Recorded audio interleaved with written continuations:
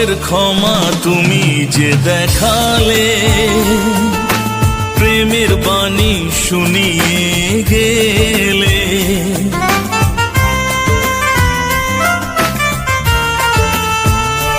ও পাপের ক্ষমা তুমি যে দেখালে, প্রেমের বাণী শুনিয়ে গেলে।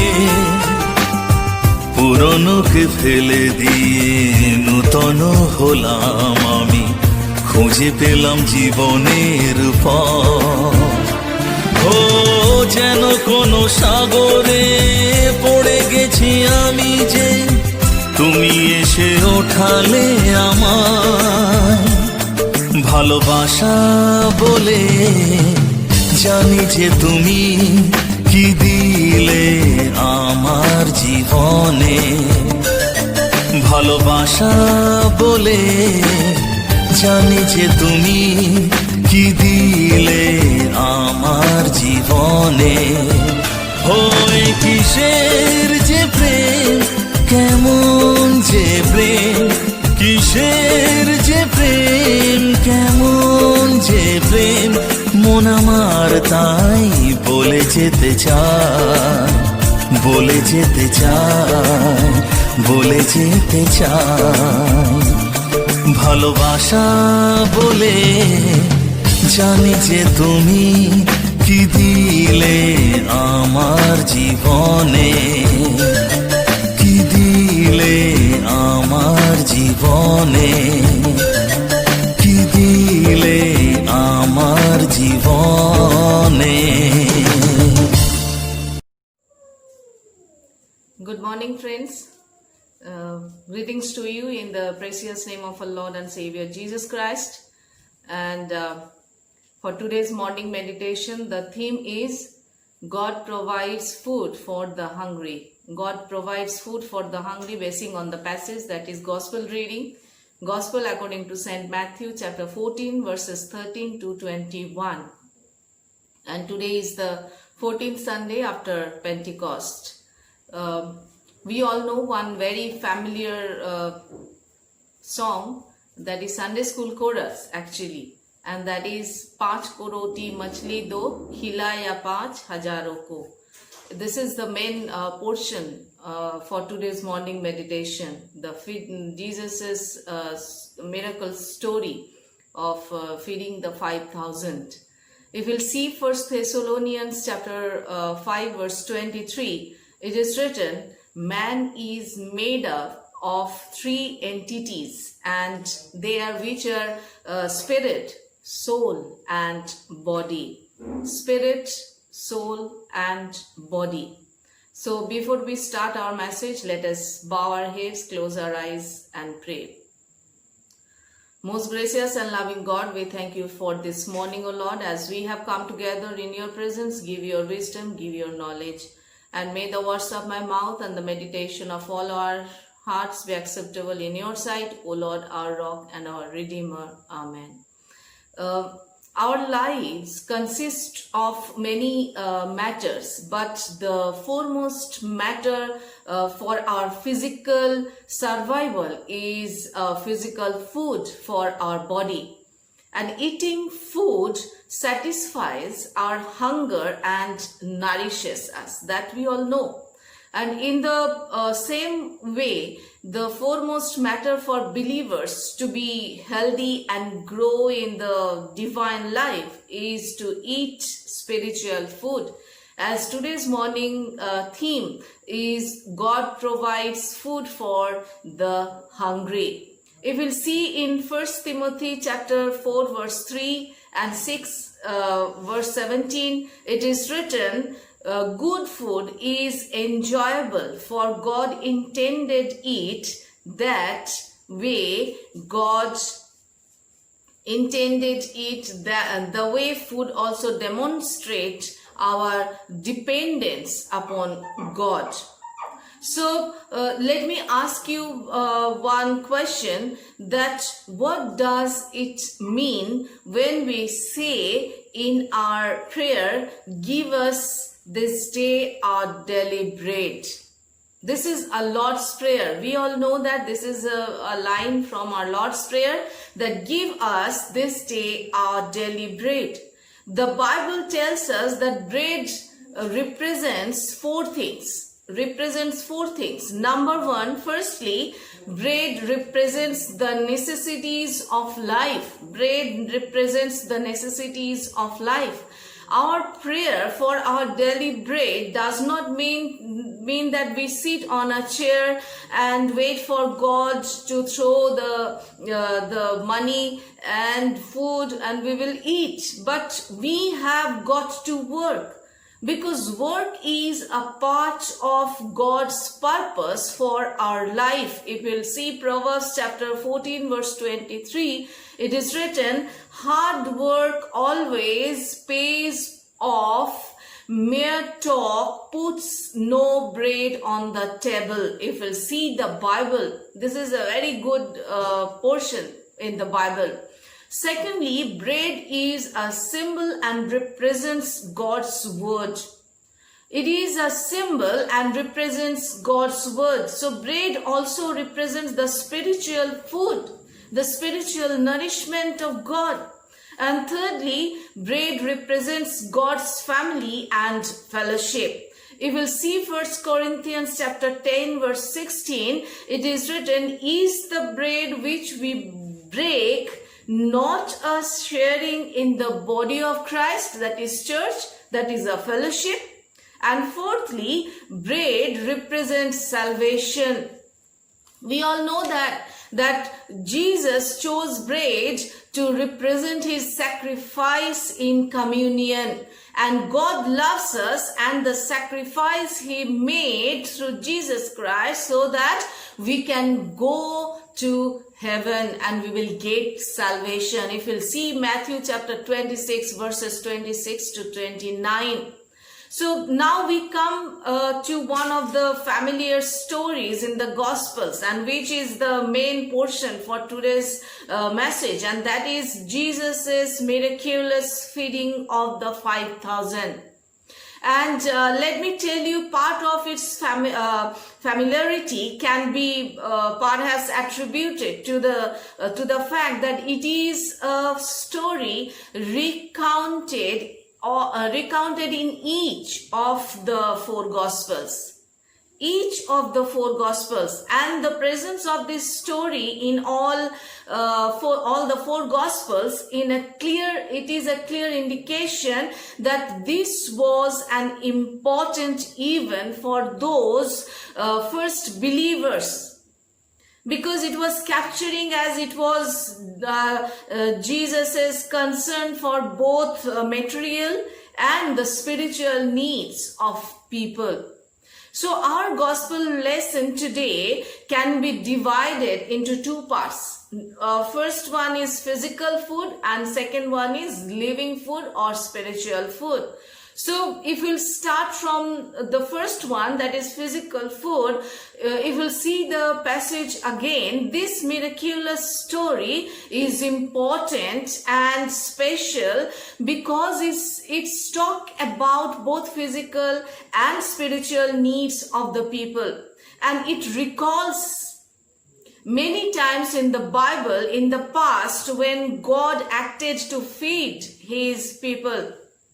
Like we remember when God provided manna in the wilderness to feed the children of Israel during the Exodus. If we'll see Exodus chapter 16 verses 13 to 16. And manna, the heavenly bread that the children of Israel ate. And they said in Hebrew, man who? English for what is it? What is it? And that is the origin of the name manna. So Hebrews, the name is man, which is strongly connected to the Hebrew word manna, means portion or ration. So this is also the food from God.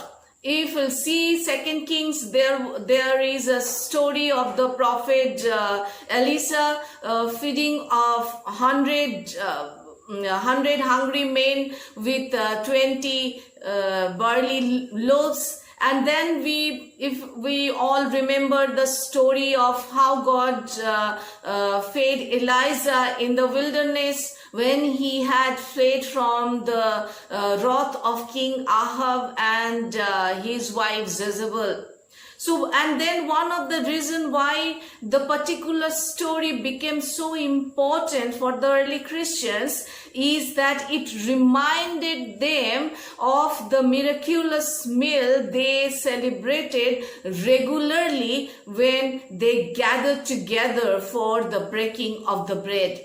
And now today, 2019 years later, we still gather in Christian fellowship in the same spirit, in the same hope of experiencing Jesus Christ in our lives through the breaking of the bread. So in today's passage, the disciples expressed a genuine concern to Christ Jesus that the people would need to live in order to avoid the problem of being stuck on the road for food.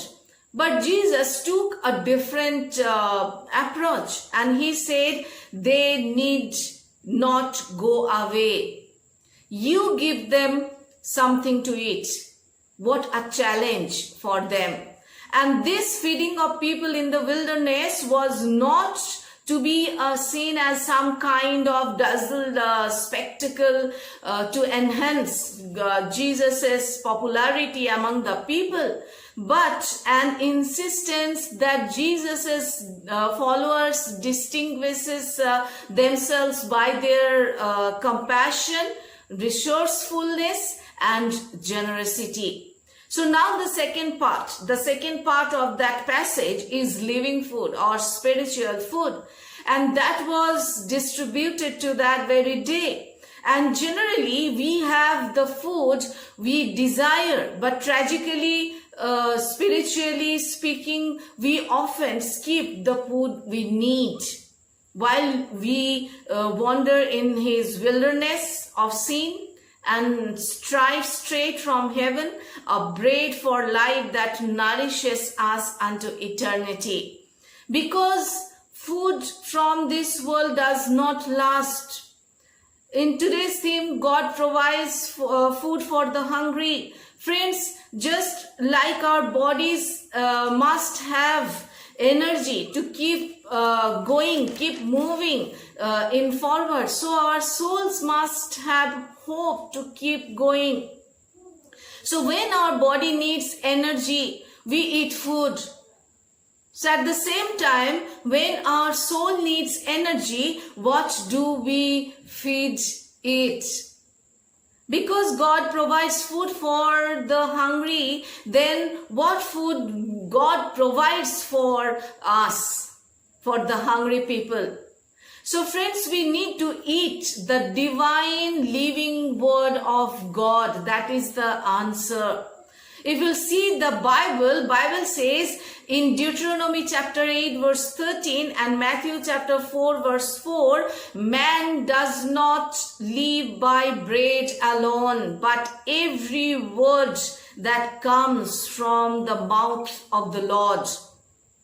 If you'll see in John chapter 6 verse 51, there Jesus said, I am the living bread that came down from heaven. If anyone eats of this bread, he will live forever. And in that same chapter, verse 55, he also says, my flesh is true food. My flesh is true food. So nothing is more important for a Christian life than our being nourished with the word of God. And God gave his word through his only son, Jesus Christ. And Jesus to us to be our spiritual food. And we have to eat Jesus Christ. So again, if we'll ask ourselves, what is the food for our spirit? The answer is the word of God. If we'll see Jeremiah chapter 15 verse 16, it says, When your words came, I ate them, they were my joy and my heart's delight, for I bear your name, O Lord God Almighty. So God provides food for those who are hungry. Perched on a tree branch, two birds were observing passers-by. They were sitting on there. And when they were observing passers-by rushing from one place to another, looking at their face, one bird asked the another, "Why is man so full of worries and cares?" After some time, the next bird answered, "Maybe they don't have a heavenly Father like we do." So in Matthew chapter 6 verse 26, it is written, "Look at the birds of the air, for they neither sow nor reap nor gather into barns, yet your heavenly Father feeds them. Are you not of more value than they?" What a beautiful passage that Jesus said. So I believe that the Lord made birds to tell us that we are more valuable than many birds put together. So if God cares for and feeds the birds of the air, how much more will He care for us and wants to bless us? God says, "Come to me." And that is why Jesus also said, "Therefore do not worry, saying, what shall we eat, or what shall we drink, or what shall we wear? For your heavenly Father knows that you need all these things." So in feeding the 5,000, Jesus certainly understood the physical hunger and physical desires of people. And He is the bread of life and the food we need. And in conclusion, let me share with you what God spoke to the prophet Isaiah. In Isaiah chapter 55 verse 1 to 2, it is written, "Come, all you who are thirsty, come to the waters, and you who have no money, come buy wine and milk without money and what is not bread, and your labor on what does not satisfy. Listen to me and eat what is good, and you will delight in the richest of fare." So God has clearly promised that He satisfies the thirsty and fills the hungry with good things in Psalm 107 verse 9. But the question will come to us, how can we experience these blessings if we never sit down at His table and eat? So there are many Christians who are feeling unsatisfied and unfulfilled. So our spiritual human can only be satisfied when we partake of God's words and receive the refreshing that comes from the Holy Spirit. In Psalm 34 verse 8 it says, "Taste and see that the Lord is good. Blessed is the one who takes refuge in Him." So come to a place where He has provided all we need. The enemy is saying, "You are not worthy." God says, "Come and get it. Get the food and you will never hungry." In Psalm 22 verse 26, "The poor will eat and be satisfied. Those who seek the Lord will praise Him. May your hearts live forever." God wants to give us His food because He loves us. As a Christian, as a believer, if we serve others, we serve Jesus Christ. As we meet the needs of others, we meet the needs of His people. So our responsibility is to show God's love by showing compassion for them, because when we do, we become Christ-like. Mother Teresa once wrote, when a poor person dies of hunger, it happens not because God did not take care of him or her. It happened because neither you nor I wanted to give that person what he or she needed. So there is an old saying, think globally and act locally. So we can never eliminate hunger by ourselves, by our own strength, but that only be possible by the power of God. So dear friends, today is the time. Today God has given us this opportunity. Today God has given us this passage for you and for me, so that we can nourish ourselves with both physical food and the spiritual food.